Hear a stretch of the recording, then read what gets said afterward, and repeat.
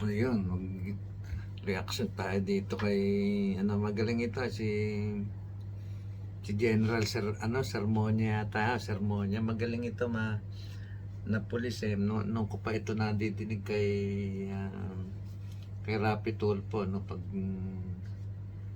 tinawagan ito ni Rapi Tulfo, mabilis naman umaksyon to action man itong si General Rodel Sermonia pakinggan natin siya at magiiting to baka ito nasusunod na PNP chief for a very long time, di ba?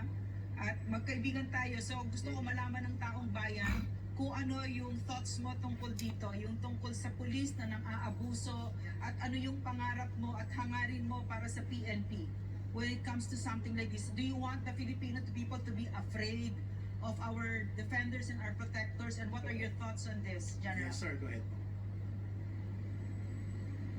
Ma'am, let me correct kasi hindi naman yung pulis ito Hindi. Di ba na dismiss, dating pulis na dismiss tsura pa lang nung mama mukhang mayabang no.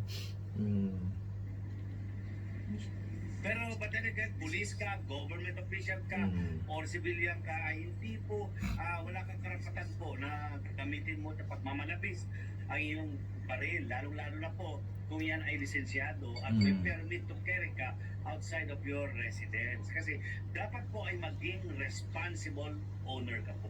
Tama, At nagtataka lang ako, yung pulis yung General Latorre ba yan? Yung sa General do sa QCPD, sinama pa sa sa press conference. Pero kung sibilya, kung ordinaryong yung nahulihan ng baril na gano'n, yung nanuto, dire-diretso sa kulungan yon kahit pa may may lisensya o may permit to carry o bla bla bla. Dire-diretso yun sa kulungan. Lalo na kung pulis talaga yan, o kung mga pulis ay nasasakay, talagang hindi lamang yung pagkansela, kundi sila pa ay posibleng ma-dismiss sa servisyo. Sir, thank you, sir. Naging pulis siya. I think he was dismissed, no? So many years. 2000. Hindi na isa sa naging problema natin, yung ganyang arrogante, na kahit na-dismiss na siya, kahit na-retired pa, pakiramdam niya, pulis pa rin siya. Yeah. And that's the problem kasi nga, that atmosphere, no, that environment of when you are in power, diba, that sort of thing, the way that you can abuse the Filipino people just like that. So yun yung problema dito, sir. So my next question, sir, is that is he a government official? Is he a government employee? Kasi parang meron yata siyang pin dito. Ayan pinasan niya yung ito yung mamang kalbo. ang gusto kasi sabihin dito ni Miss Lauren Badoy, at which is dapat yun naman ang tama, na dapat ang taong gobyerno is hindi naman takot, kung hindi dapat nire-respeto nila yung mga mamamayan, kasi kami yung unang-una sa amin kayo kumukuha ng sweldo, pangalawa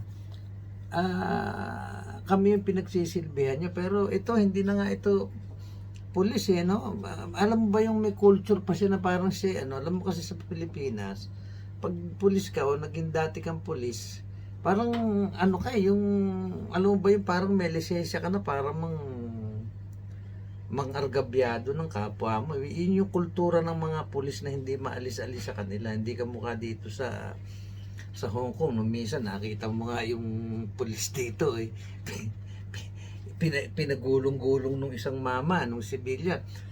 Pero parang takot pagsaktan ng mga pulis kung sa Pilipinas yun, di baka patay yung mama na yun, yun yung sinasabi ni Lauren Badoy na dapat civilian is the supreme sa bansa natin, hindi yung mga taong gobyerno ang supremo. Parang tayo yung alipin ng mga ito, lalong-lalo na kung may baril.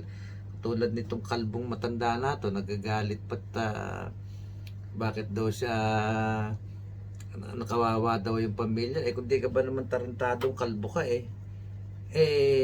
kung hindi ka kayabang-yabang mo basta mo na lang dadagukan yung tao. Dapat sa'yo ikaw ang ingut-ngut sa karsada. Tapos parang ikaw pa yung naaapi. Ang bira, ikaw na nga yung gumawa ng kataranta doon. Parang ikaw pa yung pinalalabas mong api ka. And if he were a government employee, what would the PNP do with this with this? Tinan mo, kinasal niya, ayan. Tinan mo itsura, Ayan, tinan mo itsura ng putang tanda-tanda mo na, gago ka pa. Ano mo, kung sa probinsya ka namin gumanyan-ganyan, magugulong ko sa karsada. Believe me. Yung ba naman tanda mo na yan, ayaw mo pang umayos. Tapos pag nabas ka, sasabihin mo, kawawa pamilya mo. Hindi, dapat nga, ikahiyakan mo pamilya. Siguro pamilya mo, mga abusado rin no? Tanda-tanda mo na, wala kang maiturong maganda sa pamilya mo. Ikaw pa yung akala mo, nakakagigil yung mga ganitong tao Isipin mo, ala namang kano-ano yung tao, hambaan mo ng baril. Binatukan mo, saka mo kinasahan ng baril. Hindi ka ba naman gago? Diba? Kung matapang ka talaga, di siya na nakipagsuntukan ka na lang dyan sa mama. Yun ang problema sa inyo. Kayong taga-PNP, yung pagbibigay ng lisensya, medyo isasay ko nyo muna para yung neuro examination itong mga gagong to makapanginig ka ng laman lolo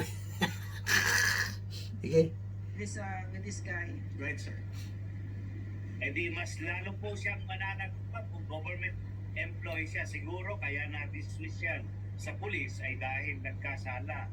Kagaya po ng sinabi ko ay lalong dapat managot kung government official siya o public servant siya. Kasi responsibilidad niya ang pangalagaan at magsilbi sa ating mga kababayan. Hindi yung pagmanabisan nila ang ating mga kababayan. Correct. So, hindi lang yan. Kailangan po, pag may baril ka at yan... Tignan mo, binatukan ng putang. Alam mo, kung ako binatukan mo, sasapakin kita kahit may baril ka, gago ka Masyadong mapang-insulto no? Yan yung hindi mawala-wala sa tapos ngayon, nung mababas ka, tarantado ka, sasabihin mo, tigiti, nagagalit ka. Ano man mga klase ito? Dapat dito, ikulong tong gagong to no? Diba? Sabi nga ni, parang nagbo-volunteer yata si Porton, kung si Siprid yata, o si Raymond dapat dito, makulong tong gagong to Wala na sa sariling katinuan itong gagong matandang to ay talagang lisensyado. Tinan mo, tinan mo yung itsura. Nakakagigil, sarap sa pakin Very responsible ka sa paghawak ng baril. Exactly. Alam mo, yun nga yung sinasabi ko dito sa bansa natin na to, lumabas na lahat yung mga walang hiya. Andyan na yung mga drugs, andyan na yung mga rapists, andyan na yung pumapatay ng kung ano. Itong mga katulad nitong mga may daladalang baril na dating tumapang sila ngayon masyado nung nawala si Presidente Duterte. Hindi ko maintindihan kung bakit naging gano'n ng nung mga kriminal, Pag naman sinasabi mo, sasabihin ng mga bakit si Duterte? Kaya lang, napakaliwanag naman nung panahon ni Duterte, walang umaasta ng ganyan. Nagtataka lang ako, ano bang akala nila sa administrasyon ni Bongbong Marcos? Weak, walang kwenta, o sila'y malalakas sa gobyerno. Mga abusado. Dapat dito sa matandang kalbo na to, ingut-ngut sa simento. Kaya lang